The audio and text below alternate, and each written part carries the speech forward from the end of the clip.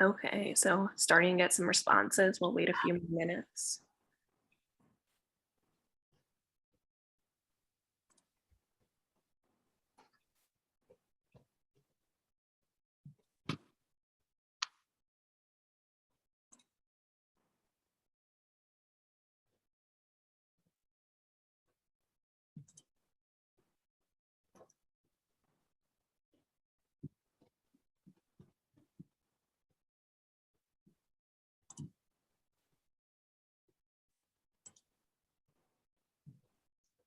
Okay, let's give it another minute and then uh, we'll share the results.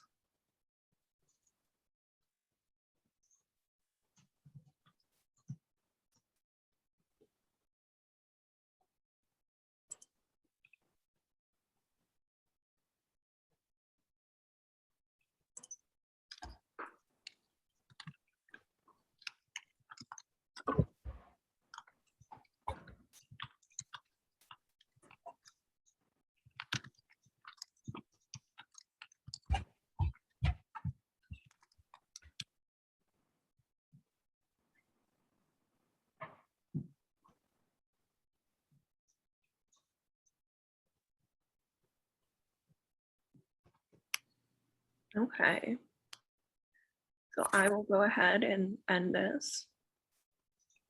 And then share the results. Okay, so Emily, can you see this? Yes, I can see Okay. it. So this is just it seems like we got a nice mix of representation across different roles in clinics. And then let's see, so how is your clinic currently seeing clients?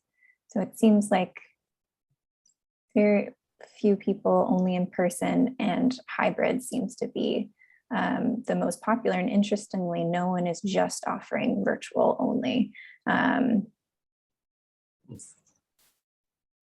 It seems like everyone has the option to see someone in person, which seems like a big shift compared to the last time we all talked about this, which is very interesting.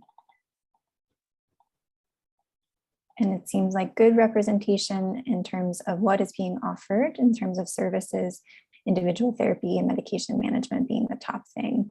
So it seems like maybe talking more together about how to offer groups and SEE services as well in the future too, if that's of interest for folks. New intakes seem to be happening. Great.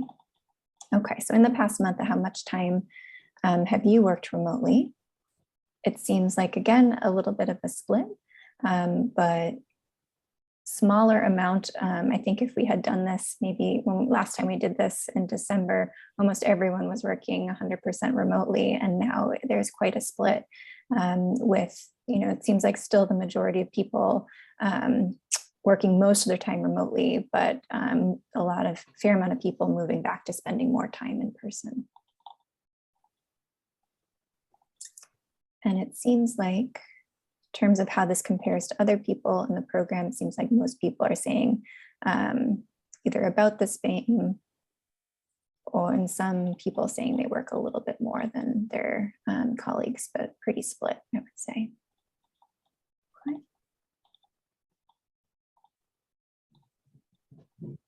And then this, in terms of the percent of patient visits that were conducted via telehealth, so people could still be in person, but still doing their visits telehealth, which is why we're interested in this. Seems like, again, a split across the board here of some people not seeing any of their clients via telehealth, and then,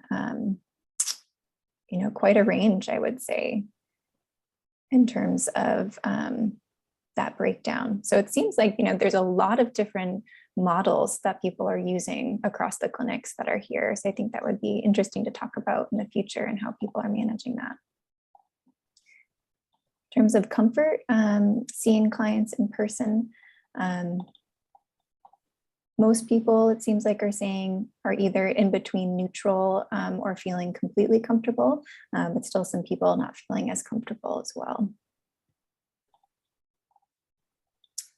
Okay, so this is one that we're really interested in how comfortable people are in deciding whether to see someone in person or virtually. Most people are feeling somewhere in the middle and neutral. very few people are feeling not comfortable at all deciding this. And some people, it sounds like it's not their decision at all. So it sounds like there's a fair amount of comfort in making that distinction between whether to see someone in person or not. So curious to hear maybe in the future or down the line about how people make those decisions. And in terms of vaccination, it seems like about half or more than half of patients in clinics, people are estimating are vaccinated. And then in terms of concern about the transition to in-person care, we had a nice discussion at McLean recently about how was so much attention to the transition to virtual care, and there's a little less attention to the transition maybe to a hybrid, and wondering if people were feeling unsupported in that area, which is why we were curious about this question. And so it seems like that people are kind of feeling in the middle in terms of their concern about this transition, maybe not really, really concerned, but still will be a transition for us to pay attention to and think about how we can support each other in that. All right. Okay, thank you. So let me launch the last 3 questions.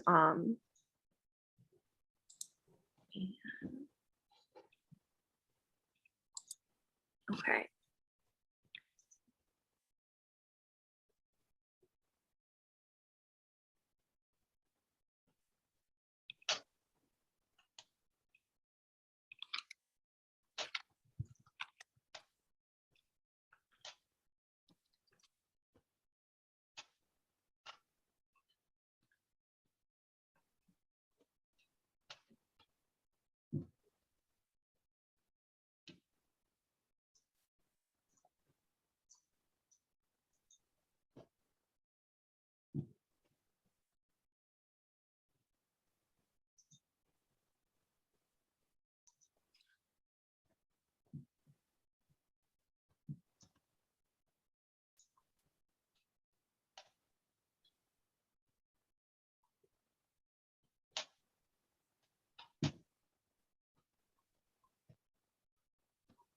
Okay, I'll give it about 1 more minute.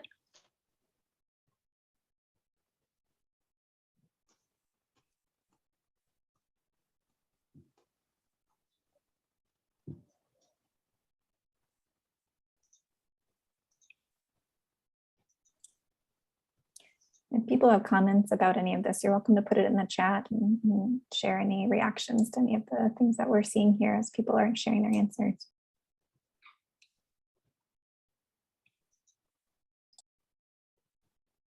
Okay, and whenever you're ready, Emily.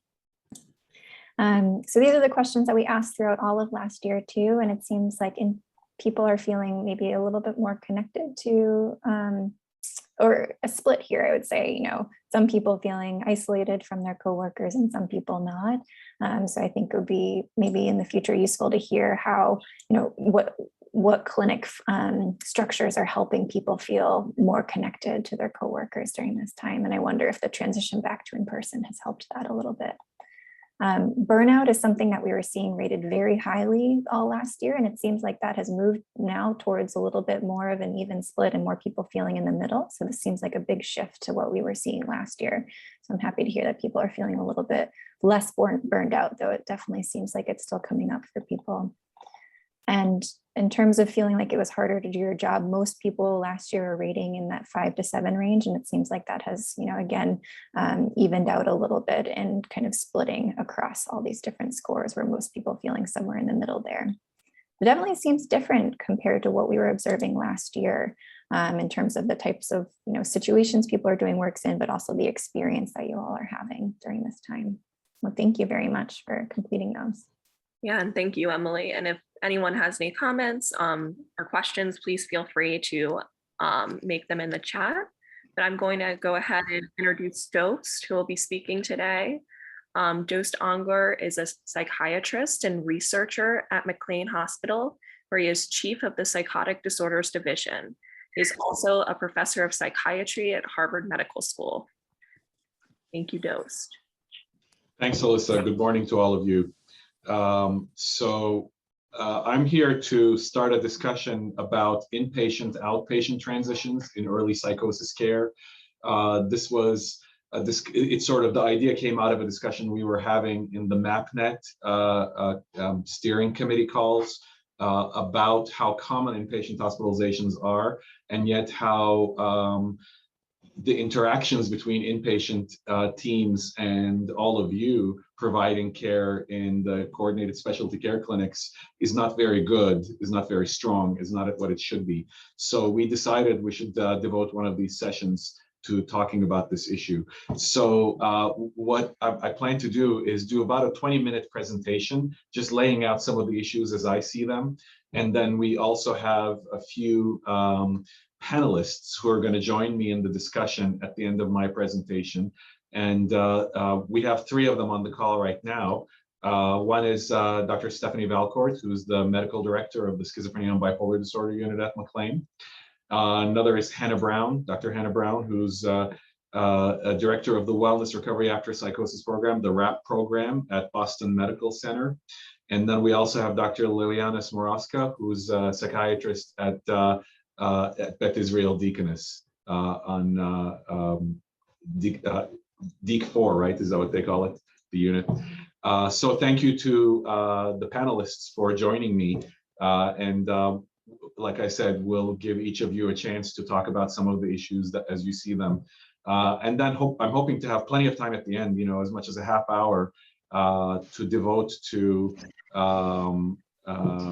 just have more of an open-ended discussion, answering questions.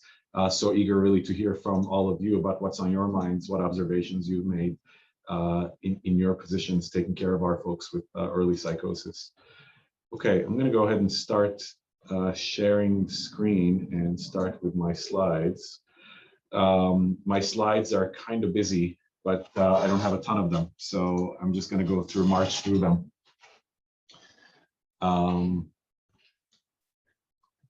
So why are we talking about hospitalization? Of course, the standard of care for people in early phases of a psychotic disorder is coordinated specialty care. It's not in the hospital, but hospitalization for acute exacerbations or safety issues are really common.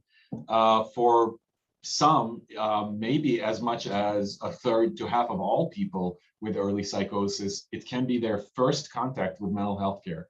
So people first get hospitalized and then move on to specialty care. And for people who are in our clinics, in our CSC clinics, most of the studies suggest that quarter of people are hospitalized once in 12 months and half of people are hospitalized at least once in 24 months. So it's just very common. Almost half during their time in specialty clinics will get hospitalized. Many people get hospitalized more than once. So for some of our patients, this is actually more of a challenge. And so they're common, but they're also expensive. And because they're expensive, they actually account for roughly half the cost of care in early psychosis services.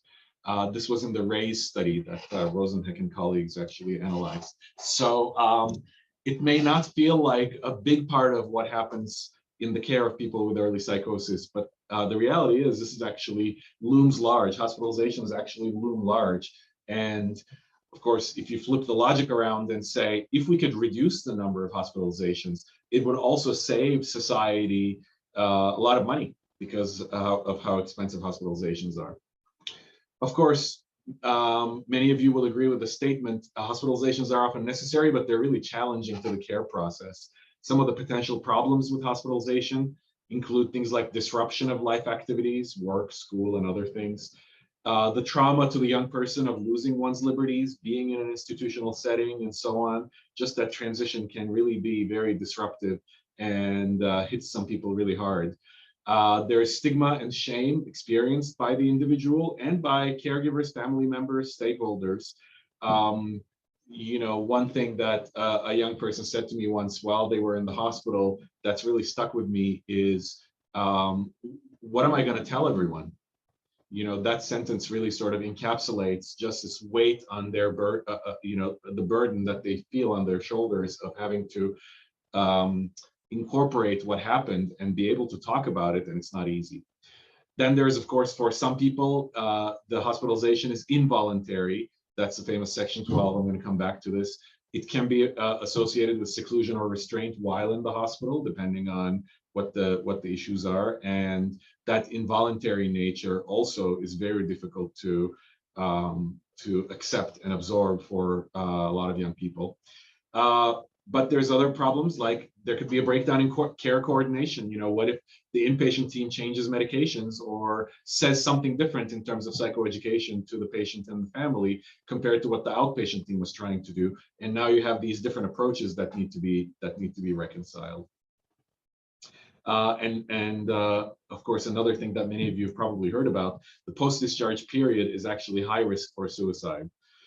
Of course, this doesn't mean that if you didn't get hospitalized, the risk would be low, but rather it's just a marker that there's an acute problem, there's a lot going on. That's why people get hospitalized. And at the end of the hospitalization period, when they're going back to their mostly their usual care settings, home and so on, the risk of suicide actually is high because it's just in the aftermath of that acute period. So there's a lot of reasons to be concerned about hospitalization. And hospitalizations are a frequent source of disagreement and concern for the affected individual, among family and stakeholders, among clinicians. They just bring up a lot of feelings and a lot of negativity because of course, because of the acuity of what's going on. But then the hospitalization becomes that symbol of the problems for somebody who's now not doing well and needed to be in the hospital. This is all happening at a time when illness is flared up. So before I go into the mechanics of some of the, how somebody gets hospitalized and what happens in the hospital, any questions or comments about all of these comments that I'm making?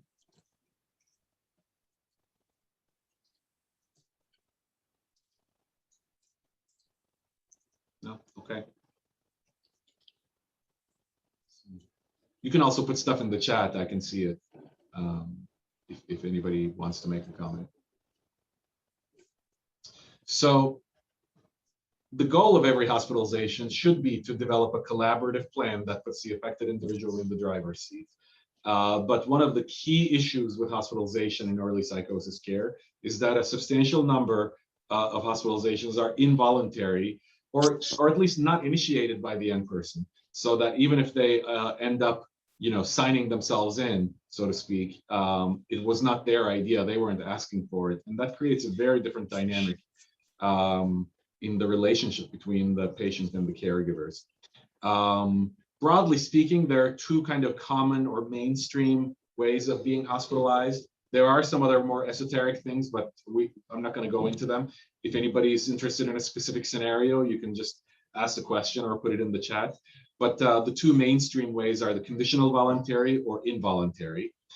The involuntary is the Section 12.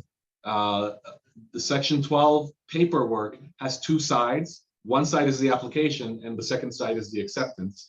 And the application can be made by various kinds of clinicians like MDs, PhDs, social workers, and others, or even by a police officer. And then the acceptance that actually says, we've made an evaluation and we believe that this person should be admitted to the hospital against their will, needs to be done by a physician. So it's sort of a two-step process to get somebody hospitalized in an involuntary manner. Once somebody's in the hospital on a Section 12, the evaluation lasts up to 3 business days. So it's really the task of the inpatient team then to collect as much information as possible, to make observations on the patient's mental content and behavior, and then decide whether the person is safe to be discharged or whether the person should stay in the hospital longer involuntarily. So one thing that comes up I just wanted to note here is the inpatient team can sometimes override the patient's wishes about contacting outside individuals in special cases. This is not done routinely, it's not done willy-nilly, but you can imagine a scenario where, let's say, the patient's landlord said he threatened to stab me, and the EMTs heard this and they put it in the paperwork. Now the patient's been hospitalized on the inpatient unit, involuntary, and the patient is saying, I'm not giving you permission to speak to anybody about me and about my case. But it's the task of the inpatient team to make a determination whether the person is safe to be discharged. Part of that is understanding what happened, what led to the hospitalization. So that team may get permission to contact the landlord and find out what instead of just having that single sentence that an EMT scribbled down, knowing what the landlord's perspective is, what they're reporting, and so on. That is done usually with some kind of special oversight and permission. So it's not just a routine decision, but it can happen. That's something that might surprise outpatient teams, in that specific scenario. Section 12 can be converted to a CV, a conditional voluntary. So if you have a patient who came in involuntary, but now they're in the hospital, it's been a couple of days, they're feeling more comfortable, they feel like the team has their best interest in mind, and they agree to stay longer in the hospital, they can sign themselves in and abort the whole Section 12 process. In reverse, patients on a conditional voluntary can sign a 3-day notice declaring their intention that be released from the hospital. But the reason it's called a conditional voluntary is because then the team, the inpatient team, has to evaluate whether the patient is okay to be discharged or not. And if the team, if the patient signs a 3-day notice and the inpatient team actually feels the patient is not ready to be discharged, then that can actually lead to the evaluation and petition to a court to keep the patient longer as well. That's why it's a conditional voluntary. Of course, in most cases, people who've signed themselves in are also, have kind of a mutual understanding and collaborative decision-making with the team to be discharged in a manner that's acceptable to them. But very occasionally, the inpatient team may express a concern that keeps the patient there long.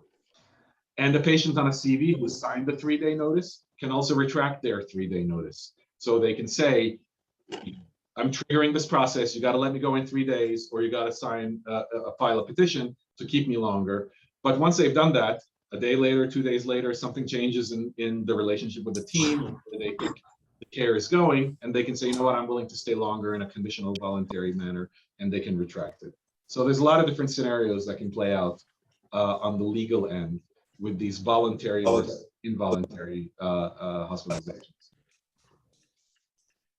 Is there a question?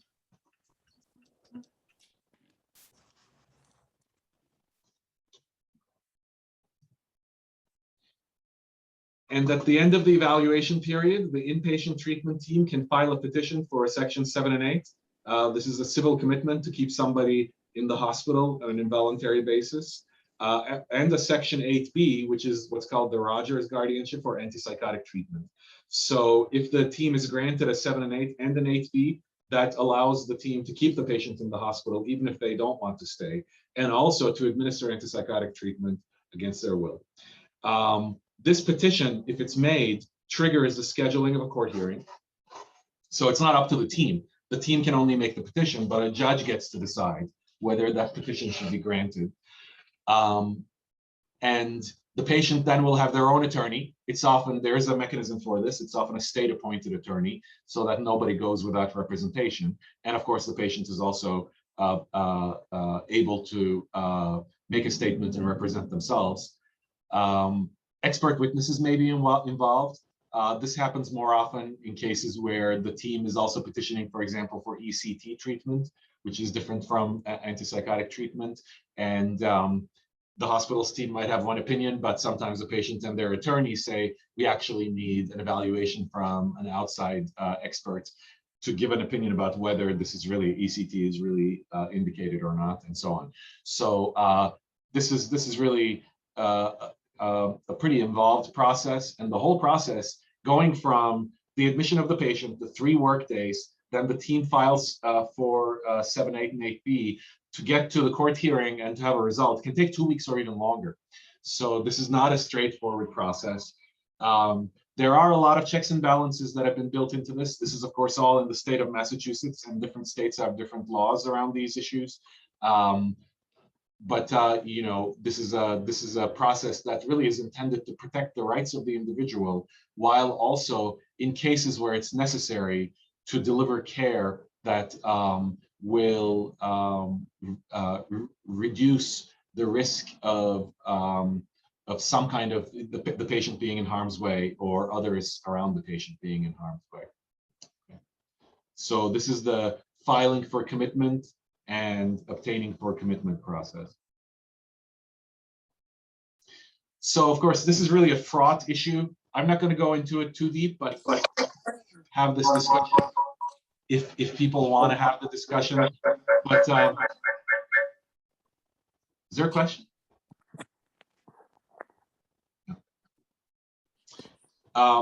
The balance is really difficult to strike between individual autonomy and maintaining the treatment alliance. Of course, what you ultimately want is for the affected individual to make their own healthcare decisions and for them to be in the driver's seat, and then for them to see the treatment team as assisting them in this process, in this journey. But with psychotic disorders, there can be periods, not extended periods necessarily, but even if they're brief, periods where the individual who's affected is actually in harm's way. Either they are at risk of harming themselves or they're at risk of harming somebody else. And the risk of doing nothing can be high. And it's always a judgment call, both at the start of the hospitalization, who makes the call, who thinks that the patient should be hospitalized, and once somebody is hospitalized, for the inpatient team to say, do we really want to go down this road of filing for a petition to keep the patient here and give them treatment against their will? That should be a very high bar. But of course, again, the risk of doing nothing can also be very high. And of course, you all know predicting dangerousness based on clinical picture is unreliable. There is a big literature on this. We're really not very good at predicting who's at risk for suicide or who's at risk for committing a crime in people with psychotic disorders. So clinicians are always trying to do the best they can, but really working with incomplete information and with a really low ability to predict into the future. And so you will end up with scenarios where some ED referrals may be heavy-handed. A classic example of this might be a young person who has some kind of, argument with family members at home. They raise their voice, they say something that sounds kind of scary or threatening, but then the storm passes and they're calm and they really didn't mean it and they're not at risk of hurting anybody or hurting themselves, but the family are scared. They call 911 or they call a clinician, and people just can't be sure whether things are really okay. And then the patient might end up being taken to the ED for an evaluation to be hospitalized.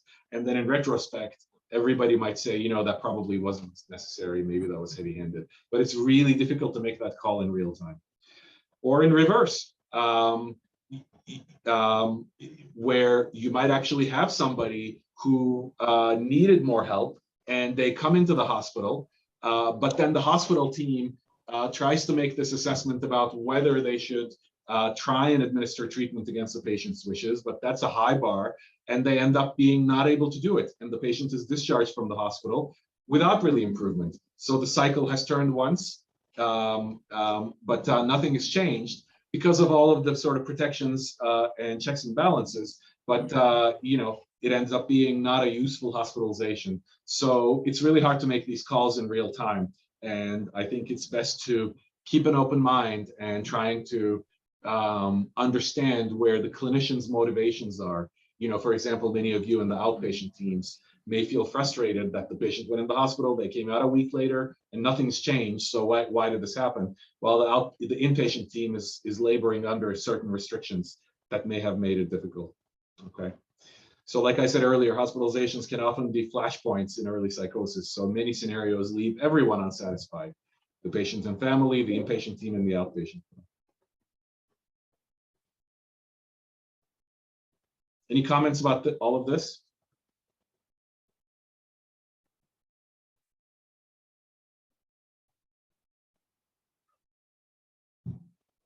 Okay. So a few comments about what happens during a hospitalization, so the clinical sort of issues. The inpatient team is focused on addressing acute challenges that led to the hospitalization. That might be agitation, sleep, suicidal ideation, of course, many other things.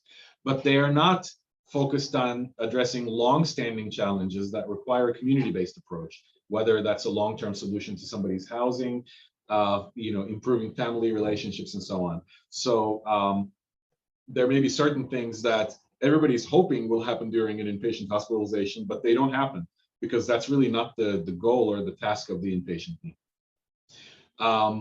Many times when a young person with early phase psychosis gets hospitalized, the meeting with family or other stakeholders can be fraught. There might be the result of an argument that took place just before the person was hospitalized or some other process. but that's something that happens on inpatient units, trying to make progress in the young person kind of processing the episode, dealing with the anger and shame, rebuilding some of those relationships.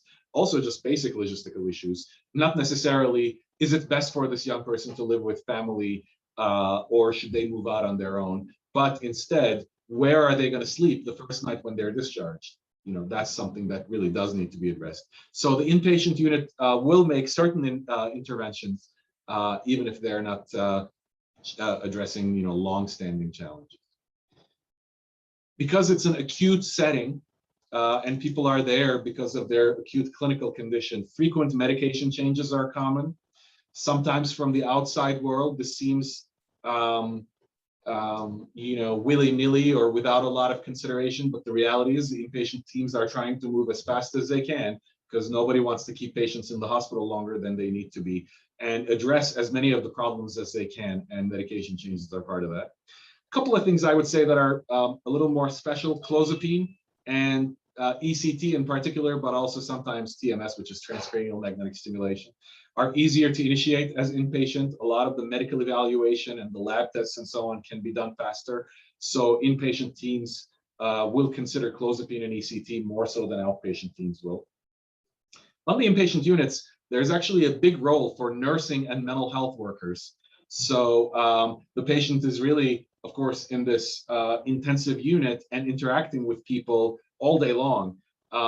The team may be rounding for 20 minutes, whatever it is, half hour, and the doc and others may be meeting with the patient one-on-one part of the time during the day. But really, the milieu where the patient is interacting with a lot of the mental health workers and nurses, talking about what's in their mind and getting feedback and just sort of turning things over in their minds, and also getting some sort of healthy interventions about their mental content, about their delusional thinking or their abnormal perceptual experiences like hallucinations. Those things actually can play a big role. So it's good to be aware that the inpatient unit's a good place for those kinds of, you know, everyday conversations to take place.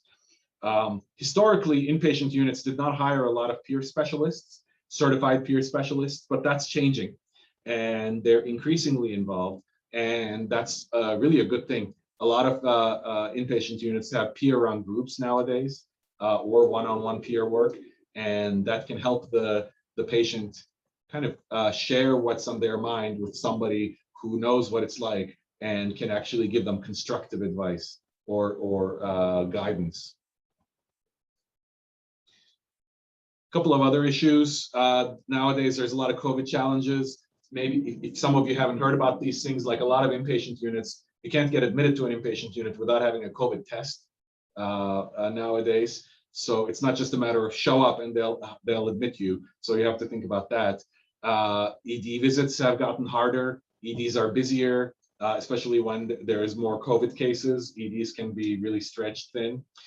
A lot of hospitals, inpatient units had changed their visitor policy. So they were, for a while, many units were simply not accepting any visitors. That's been relaxed a little bit, but there's still lots of restrictions. So you can't just show up and ask to see the patient. So people need to be aware of that, both clinicians and family members. Another thing that comes up in hospitalizations is release of information. Even if you may be the outpatient treater for a patient, when the patient is hospitalized, the inpatient team typically requires a release of information from the patient to be able to speak with you. So it's not automatic. And that can be a barrier if the patient says, I don't want you to speak to my outpatient providers. So that's something to be aware of. That's not in the control of the inpatient team. And, you know, there's kind of a gray area if you're in the same hospital, where some people interpret the rules as saying, if you're in the same hospital, you're really on the same team and you can speak to one another about the patient. But setting that aside, in most cases, especially if you're in different hospitals, you're not going to be able to just pick up the phone and get information from the inpatient team. Depends on the release of information. Likewise, access to the discharge summary once the patient has been discharged. You need the patient's permission. You need the release of information to be able to access that as a provider. So that's a challenge. That can be a challenge or a barrier. Then the healthcare proxy idea. This is something I want to mention since it's not used as much as it could be. Especially for people who, when they are stable, when they're at baseline, they are able to make their own decisions very effectively. And when you have the conversation with them about what are your wishes if you get sick and if you need to be hospitalized, and they say, I want my mom to take care of, the decision making, for example, they can actually sign a healthcare proxy when they're well. And that can be activated, and they can identify who they want as their healthcare proxy. Then if the person is actually sick and they're getting hospitalized, the healthcare proxy can get activated and can actually help with many challenges, many issues. To get the healthcare proxy activated, somebody has to actually make a determination that the person is not able to make their own decisions anymore. And the bar there is high. I mean, healthcare proxies initially were for people who are unconscious or in advanced stages of dementia. So this is obviously a very different challenge. But if somebody is sick enough that they really can't be making their own decisions, healthcare proxy can be useful. It's not the same thing as that section 7, 8, and 8B. That's a much higher bar. Healthcare proxy will help with certain things, but it's not going to help with the entire hospitalization. But they are underutilized, so it's something that's worth considering for people who are in your care, especially if it's the kind of person who can have that discussion and say, look, if I'm ever sick again and I'm not able to say these things, I want this person to make these decisions on my behalf. A couple of sentences about discharge planning. Of course, this is more for the inpatient teams, not for the outpatient teams. But there's actually a literature out there that says that clear discharge plans reduce the risk of readmission, increase probability of medication adherence, improve mental health outcomes. So discharge planning is actually an important process when somebody is hospitalized. This can include engaging people with the new service, for example, letters or telephone follow-ups. Assigning a care coordinator, like somebody from the outpatient team can go visit the patient while they're inpatient. Having a pharmacy discharge plan, where is the patient going to get their meds and is that available? Is it going to work? Contacting the new care team before someone is discharged, offering peer support to the young person. There's a lot of things that could happen that aren't always, taken as the focus of care, but the collaboration between inpatient and outpatient teams can really help the young person. And some of this has been compiled by the Australians. There's a service called Origin in Australia. If you're interested in this, it's worth looking up. It's ORYGEN. So the link is here at the bottom of the slide. They actually have a whole brochure on managing transitions for young people while they're in care. So I just wanted to highlight this, how important this is, and how it's sort of evidence-based to have good discharge planning and good handoffs. Okay. So the last couple of points I want to make, addressing problems. Because hospitalization is such a flashpoint, it's good to be aware of problems when they do take place. Inpatient care is a system. No one person determines the course of events. On the inpatient teams, transitions are also common. There's coverage when somebody goes on vacation. There's turnover of staff, reorganization, and so on. So one complaint that I hear frequently from outpatient providers is there were all these different faces and names, and there was no one person in charge. Why doesn't somebody just sort of speak to me and tell me what's going on?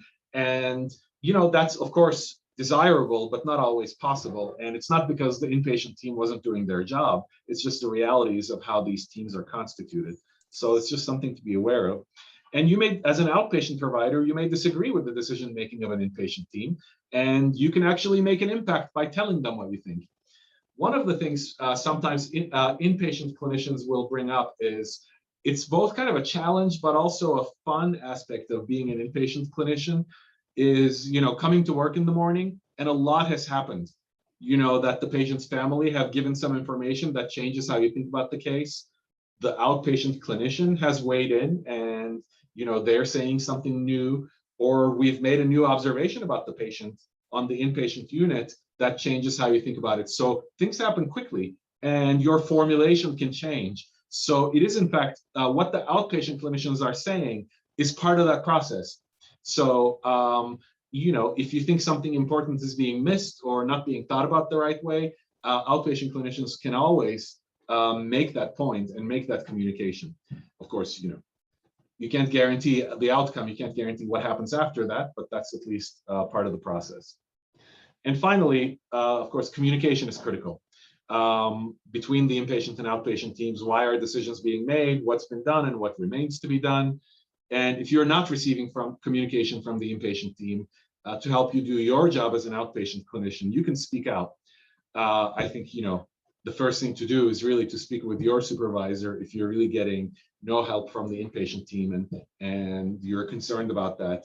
And so they can sort of take it up to the next level and have more of a communication with the inpatient team. Those are always, avenues that are available and should be used because that also keeps the inpatient teams accountable. Okay, this is my last slide. I'm going to stop sharing my screen. And I'm happy, just for starters, to take any questions about the things that I said. And then I'm going to just give each of our panelists a chance to react to these things or make other points. Any questions or comments right now about what I just talked about?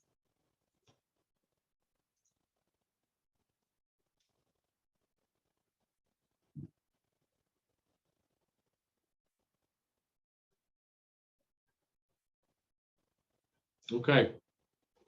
Well, let me turn the floor over to our panelists. Maybe I'll just go with alphabetical order. So let's start with Dr. Brown. And what are your thoughts about inpatient outpatient transitions? Thank you. Thank you, Dost. Hi, everybody. Wow, where do I start? I think you highlighted some of the really important issues that we deal with in the outpatient clinic. So just to give everyone a background, I'm primarily an outpatient clinician. I do some work in our emergency, on our emergency psychiatric services. So I have some sense of individuals who present in their first episode of psychosis in the emergency setting, and then mostly in the outpatient setting. This is an issue. Our communication with inpatient teams is something that we think about, discuss all the time. And I can think of 2 examples just from this week alone. One thing that you highlighted at the beginning, which maybe I can just say a few words about, is really the entry into care being the emergency room, which I see, the inpatient hospitalization can be extremely traumatic. And you mentioned a couple points like losing their feeling as if they lose their liberty. It's frequently involuntarily in an involuntary manner. And not to mention the experience of psychosis is terrifying, and these kids are terrified, and they're being brought into a situation which they've never been in before. And additionally, there's a lot, as you also mentioned, stigma and shame that can go along with being in the hospital. And I think that sets us up in the outpatient world it can be a struggle then to sort of reframe what psychiatric care can look like, what our goals of care are, that we don't want to hospitalize people, that we don't want to hospitalize people against their will or force treatment on anybody. And we really work to engage the patient and their family after what many times is a traumatic experience. Additionally, I'll mention, in addition to the sort of psychological trauma, often individuals have been restrained, physically restrained in the hospital because they're acutely psychotic, which is also extremely traumatic. They have often been restrained for long periods of time. Sometimes in the emergency setting, they're not always provided with medications to help them calm down. So they've gone through this psychological trauma, but also the physical trauma, and then accompanying psychological trauma of restraint. So all of this has happened, and then they come into the outpatient setting. And let me say, I know Stephanie and Liliana, I'm not saying this is happens everywhere, but these are some experiences that we've worked with families and patients and feedbacks we've gotten about some inpatient experiences. So I think we would love to have a better way to really coordinate care early on in the hospital. You know, we've strategized ways like, would it be helpful for us as an outpatient team to introduce ourselves while the individual is still on the unit? Is there some way that we could be part of the transition as the individual prepares to be discharged? Some more collaboration, I think, may be helpful for the overall trajectory of care. Thank you. Thanks, Anna. Yeah, really good points. It's difficult to avoid, but so important to get right when it has to happen. Okay, next, Dr. Smarowska. Liliana. Yes, I'll be very happy to share our experiences from inpatient unit at Best Israel Deaconess Medical Center. So when talking about the transition between inpatient and outpatient care, now I would say that COVID changed our lives and it made things much more complicated, which is not a surprise. In terms of aftercare planning, and this is extremely challenging, there is such an impossibly long wait for appointments with psychiatrists and with therapists, with partial hospital program. And we tend to start discharge planning since day one, knowing those difficulties, but it still remains a challenge. At times, patients are ready for discharge and they still on the unit. They stay much longer in a hospital than they need to because we don't have safe disposition, safe discharge appointments for them. Then prolongs the hospital stay. That results further for patients boarding in emergency room, and ultimately they are transferred to medical floor from emergency room to be boarded because they are unsafe to go home. And we are having patients staying much longer and stuck in the unit because of lack of disposition in a given moment. When the patients are coming into the unit nowadays, they seem to be much more severe. Usually we had a mix of population. Right now, everyone is extremely acute. We have much more episodes of potential violence in the unit. And I think they are much more severe because patients not making today appointments, they running out of medications, they cope with isolation during COVID, they use substances as maladaptive coping skills. So when you have someone using substances, not taking medications for a very long time, they come in very decompensated state, and it takes much longer to stabilize them and prepare them for discharge. It takes much longer to hear from outpatient providers. Some of them are wonderful and they're getting back to us very quickly. The idea of Drs. Brown having outpatient providers visiting patients on the unit and helping and being actively involved in treatment planning sounds like a dream to me. And we have doctors who are working with us very tightly, but this is still very unique and not typical, but that would be much appreciated. Virtual appointment seems to be a problem. Large population of our patients are DMH clients or homeless patients, and their life reality is they don't have a phone, they don't own the phone, they may have old flip phone, they don't have a smartphone, they don't have easy access to computers, so they cannot make even to the virtual appointment. And that results again with this cycle starting from the beginning. Also, I noticed that a lot of patients prefer appointments in person.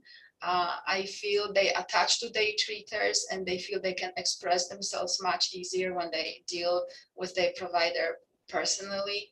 It kind of increases the compliance, communication, needs for intervention, and things like that. The other challenges we're observing shifts in staffing. Because of COVID, I think less and less staff is interested to work on inpatient units, so they move. We have a shortage of MHA, nurses, particularly social workers who are crucial for our interventions and safe discharge planning. So I invite people, if you hear of any of nurses or social workers, please let us know. They're always welcome to come here.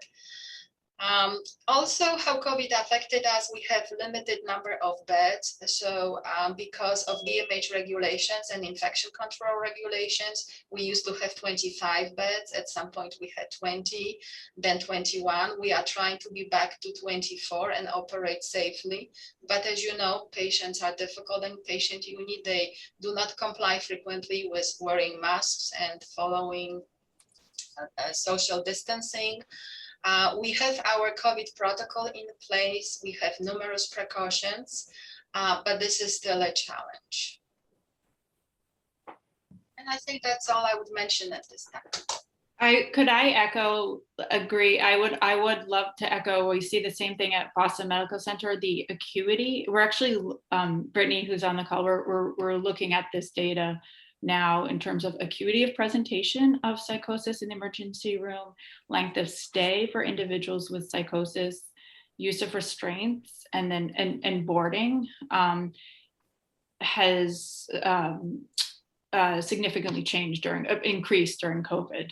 And it's interesting to hear then your perspective, because we're seeing in the emergency room, and then hearing your perspective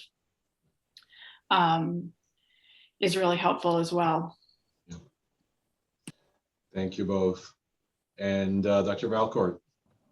That's really also been our experience. So I'm on AB2 at McLean Hospital, in the inpatient unit here. And we've seen higher acuity as well, which can prolong lengths of stay, certainly. And we've also encountered some of the same challenges in discharging folks just with limited availabilities across step-down levels of care. And I'd also echo the interest in really wanting to work more with, outpatient providers. Certainly we when we have that release, to get in touch with the providers, we try to do so on day one, just because it is so valuable. And we like to be in contact right away. And as soon as we get the release, we'll do that. I think, at times, at least initially in the initial course of the hospitalization, that can be the barrier, just whether the patient has allowed for that to happen.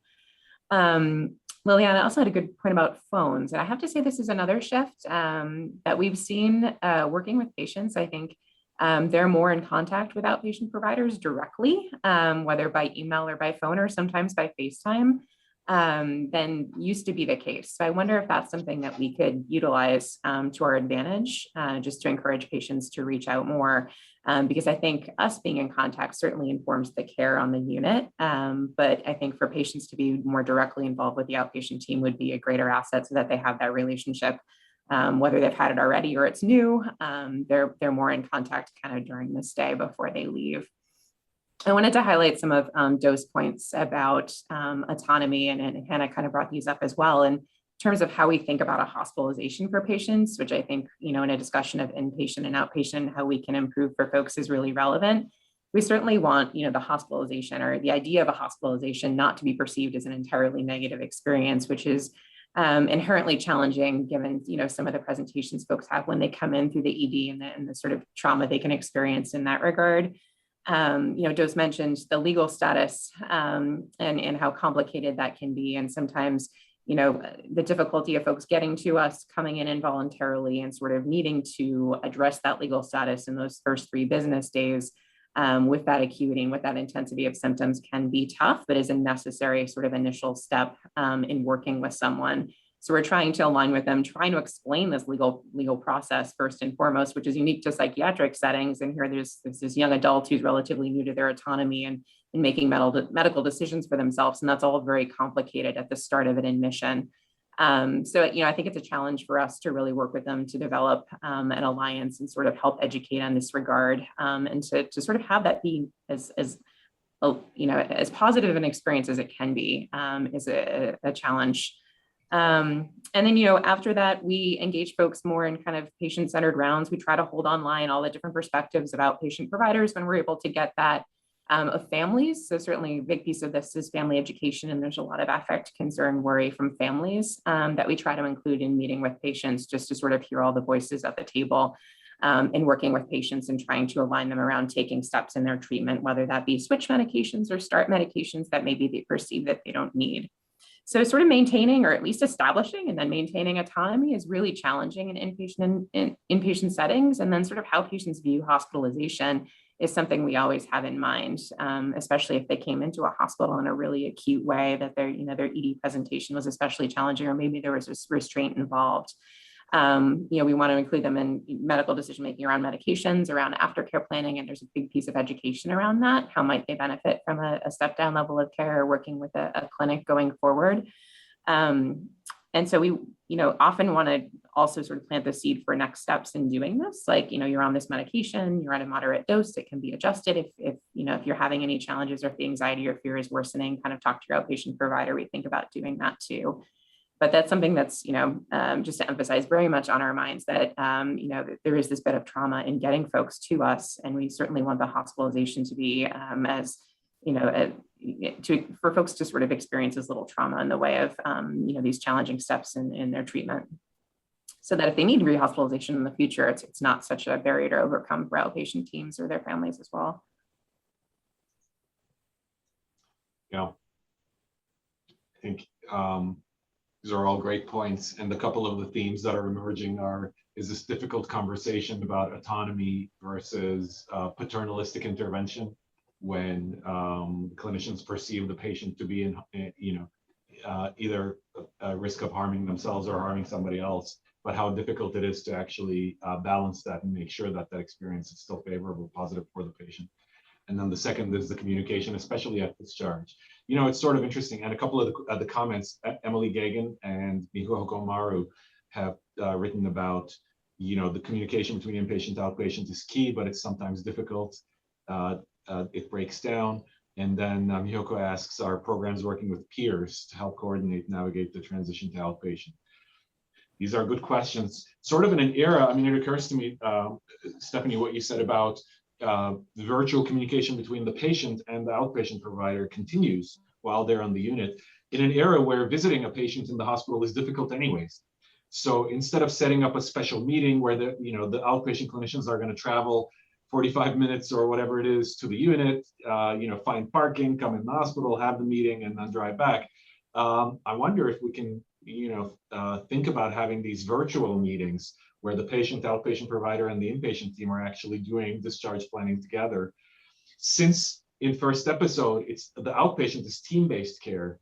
It's not just one clinician, but you really are trying to engage, this team. Having that virtual communication is even more important. You're not going to have 3-4 clinicians trek to the hospital, but you might be able to get a couple of clinicians on the line, or online, I should say. I like that idea. I like Mihoko's idea about the peer involvement. I'm going to be on, people's, I think we'd have to think about how this would be supported and build if we were going to have the outpatient team, like a representative from the CSC team. I think as you were talking to Stephanie, I was thinking I love the virtual idea if we could work out sort of the logistics of it to have a representative from the CSC teams. I think involved in discharge planning. What we've experienced is there can be such variation in inpatient teams and their willingness to communicate. Some units are fantastic and we've had great working relationships. We have referrals. They're just terrific to collaborate with. Others are almost impossible to contact. So the variation is actually quite striking.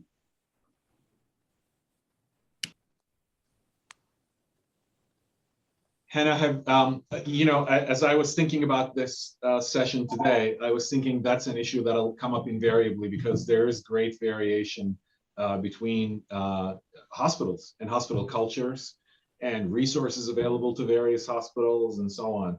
But, this is sort of care quality issue. And if an inpatient team is simply refusing to communicate with outpatient providers, that should be actionable on some level. Something should be done about that. I'm not sure. I don't think DMH has a ombudsman or a complaint phone line that you can call, but something should be done. Have you had those conversations? Not to put this on you, it's not like Yeah, no, job, we but haven't specifically, but you're just making me think what we could do. We haven't formally. Yeah. We haven't formally, no. And you're right, I'll just say, I think there's a huge discrepancy in care, especially our individuals we treat. Many of the individuals we treat, BMC, are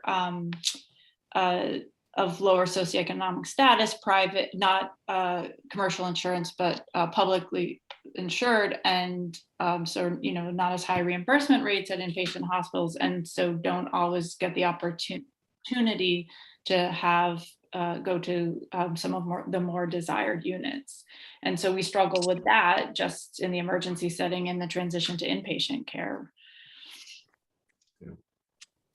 It has me thinking for, oftentimes when folks leave the hospital, we make primary care follow-up appointments. And for a lot of the primary care clinics, or at least a number of them, there's like a discharge line, like a nurse discharge line. So if someone's discharging from the hospital, we actually can't schedule an appointment until we go through this discharge line and speak live with them. So I wonder if that might be, coming from an inpatient provider, I just sort of wonder if that might be a gate of sorts to be able to put in place such that in order to get the follow-up appointment that would be needed from an inpatient setting, that they sort of talk to a discharge line or have someone that they need to speak with to get that appointment, just to get a little bit more in the way of information. Something to think about anyway. That is an interesting idea. May I mention a couple of thoughts? First of all, very nice, very thoughtful discussion, all the panelists.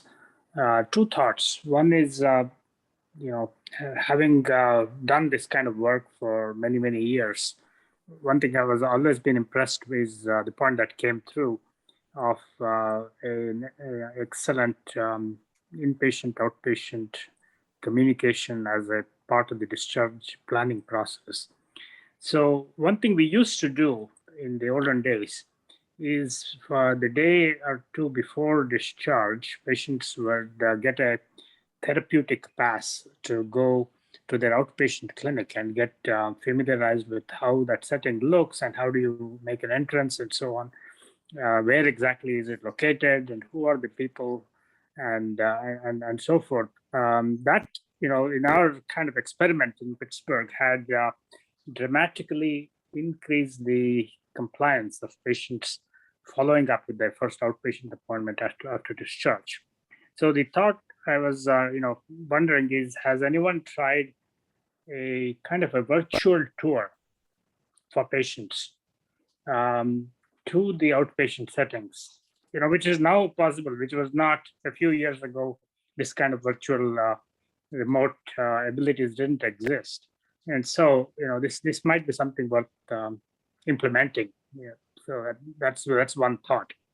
The second is a question, and that is, there is an aspect of inpatient psychopharmacology that lends itself to creating a large amount of polypharmacy, because we are, seeing patients who are acutely ill and agitated and need to be stabilized quickly, and also we have all these third-party pressures. We often end up, adding more medications, 2 or 3 antipsychotics, and make rapid medication changes, and mood stabilizers and antidepressants and so forth. So at the time, what happens in my experience is after they're discharged, outpatient providers are kind of reluctant to change much because it worked in the inpatient, and you don't want to change. And so there is a kind of a, over time, a sort of a inflation of the number of medications that they're on. with each inpatient hospitalization that happens. So I want all of your thoughts on how do you address this, and how can one protect against this, and perhaps a communication between inpatient and outpatient prescribers about the justifications for adding or subtracting medications on the inpatient could be one step in that direction.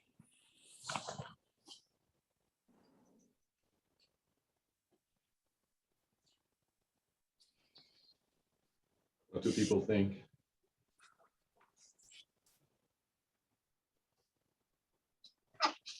I could probably never answer that question, but the presentation today made me think of hospitalization. Sometimes there's two different people who enter it. The first episode person and the other person was somebody who's been repeatedly hospitalized. There's two different people.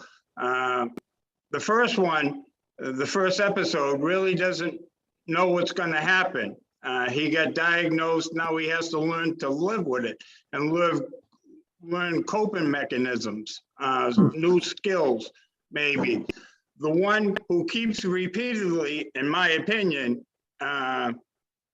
over and over, maybe hasn't adapted to new living skills yet and keeps repeating it. So there has to be some kind of intervention and the communication between the inpatient people and the outpatient. I'm in the first episode program over at RISE, and we kind of do that with Cahill 4. I wish it worked with more people. Yeah, good point about that very first time being a tough special time where you need to communicate differently with people. I think Emily Gagan has her hand up. Yeah, I'm not sure if my video is working, but I was just, and this, of course, this isn't true across all inpatient units, but we've sometimes had the experience of inpatient units. It seems like not necessarily thinking long-term in terms of medication decisions, kind of related to what Dr. Keshvan was saying about polypharmacy, in that changes or additions are best made while someone is inpatient, particularly introducing a long-acting injectable, things like that, and kind of having a conversation with the client, thinking forward about it rather than just stabilization enough to get them out of the hospital. And I understand, as you pointed out before, like it is the job of the inpatient unit to think more short-term, but it then sometimes then leaves the outpatient team with, needing to make those decisions and those changes in an outpatient setting, which of course is less safe, for lack of a better term. And so again, I think what it seems like we keep coming back to is just that communication between inpatient and outpatient teams is just so critical for so many reasons. I agree about the medication component, which you're addressing, Emily, and Kesh was asking. I think that our approach is initially we see individuals quite frequently, perhaps weekly, to check in about the medications and perhaps peel away some of the medications that were added. So we try to explain, early on in treatment, we're going to see you much more frequently, and then as you feel more stable, we have a good medication regimen, perhaps the frequency of visits will decrease. May I ask, Kesh, I really like the idea of the virtual tour. Yeah. I've toyed around with the idea of, we've put our brochure in the packet when people go into the inpatient unit. We've tried to send materials. We have our fantastic coordinator speak with the person. But I like the virtual tour idea, though. I'm not sure if they want to see our office setting, but at least maybe some sense of what the place looks like. That's a really good idea. Yeah, it would be easy to do. It's just one of the outpatient clinicians carrying a phone around to the different rooms at the entrance, and so yeah, it should be fairly Pick the straightforward. nicest room in the clinic. There you We've go. seen DMH do that a couple of times actually for I think Is that in one case a respite, in one case a group home, just to give folks a tour to see it before they kind of commit to that transition. Yeah. Oh.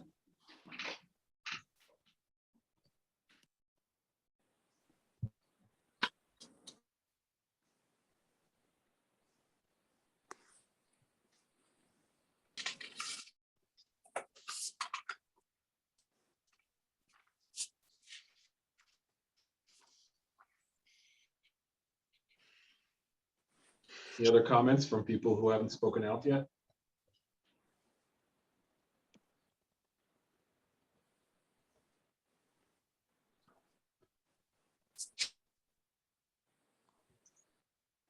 Well, Michael, yep. oh, go ahead, Jost. I was just going to comment on Michael's suggestion there. Michael says the virtual tour could be given by the peer specialist and could include the neighborhood outside the building too. Yeah. I really like that idea. That's a fantastic idea. And even if, you know, the individual in the hospital hasn't met with the peer specialist, that would be a really good way, maybe of just like an initial introduction. You know, yeah, this is the kind of, go ahead, Kesh. No, I mean, I was being a bit grandiose and say that, you know, via MapNet, where we will be collecting data on people's rehospitalizations and so forth, we could see whether this could be a quality improvement project. Right. If all the sites take this kind of an approach with their particular inpatient Right. interfaces, and then we'll see whether hospitalization could be brought down that way. I think though, I think the barrier is going to be that communication though. And help the coordination from the inpatient team with the outpatient team.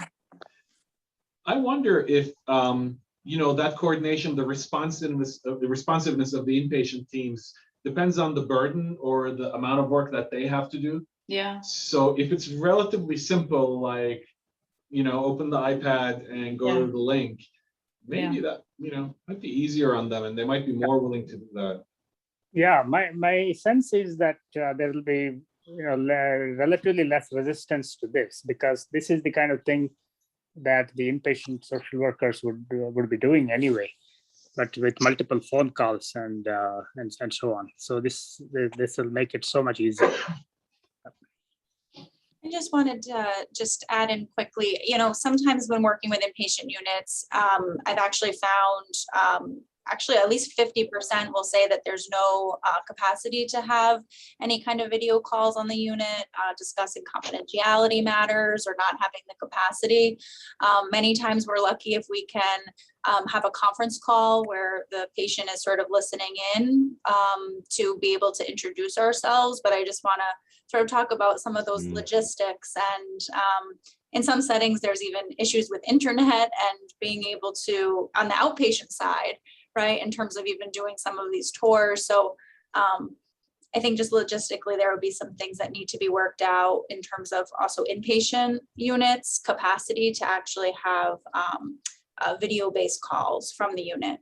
So actually, that's a great point, Lauren. I was actually gonna say what Michael mentioned. I wonder if we could even pilot, like start with exactly what Michael said, like a pre-recorded tour, so the individual could watch initially. There's no concern about confidentiality, like you're saying, Lauren, and that could be a starting place.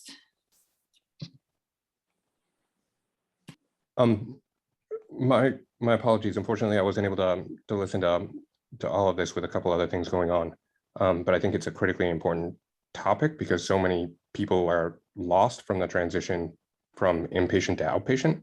And just hearing from Dr. Gagan about some of the aspects and things that were discussed, I think one of the real challenges for most any clinic is that trying to do hospital visits is just not something that can be billed for. And it's something that I almost think it would be really useful to have a discussion from the outpatient perspective around a lot of these issues, because it's also something that with kind of the move away from having early psychosis services within the Department of Mental Health. It kind of removes the ability to be able to do some of those things, because in an RVU setting, it's nearly impossible for anyone with like the clinical knowledge and ability to actually be involved.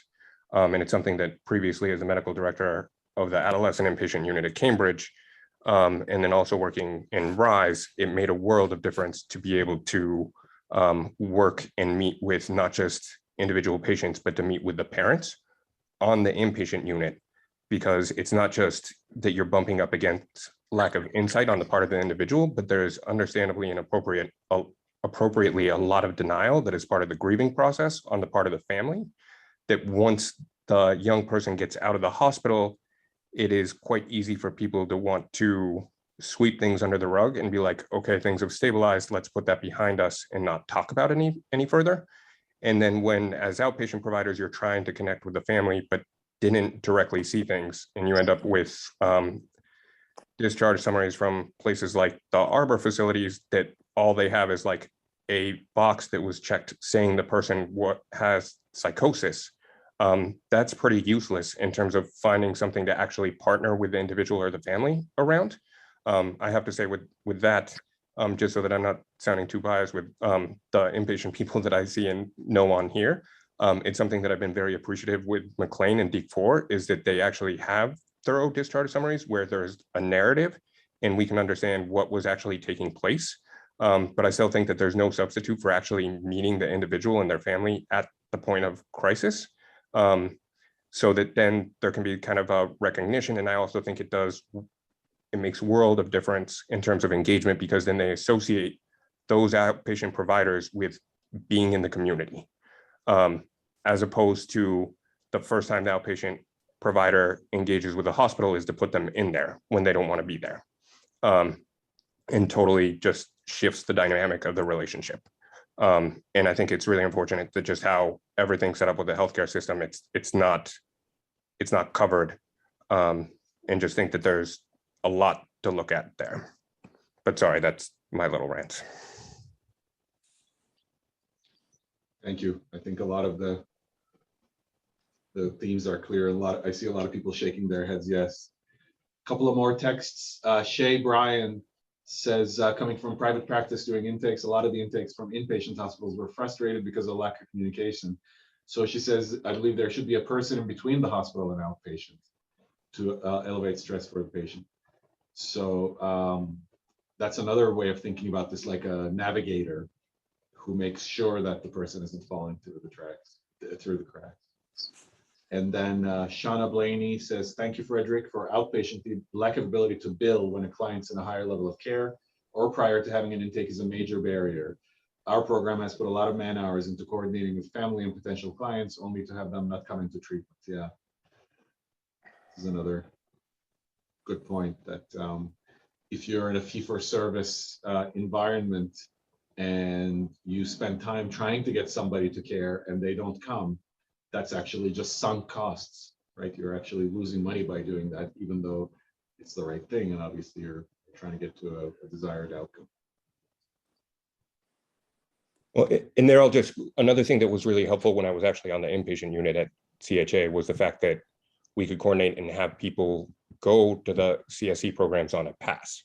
Right. And that was something that, like, because I would in essence be at the clinic and see them when they were there, I felt more comfortable. And I understand from a liability perspective how it's often not feasible, again, the way things are set up, but all those things make such a difference. And to like be getting outreach calls from someone that you've never met versus faces and people that you know, I think I would have to imagine is very different for patients and families.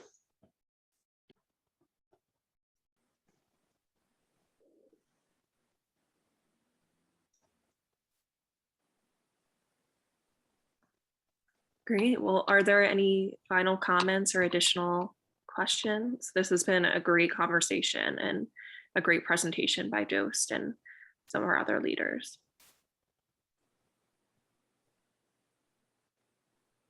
Okay, Yeah. well. Thanks, everyone. Oh, yeah. Thanks, everybody. And we will post it on our website, the recording. So thank you all. Have a good weekend. Bye-bye. Thank you so much.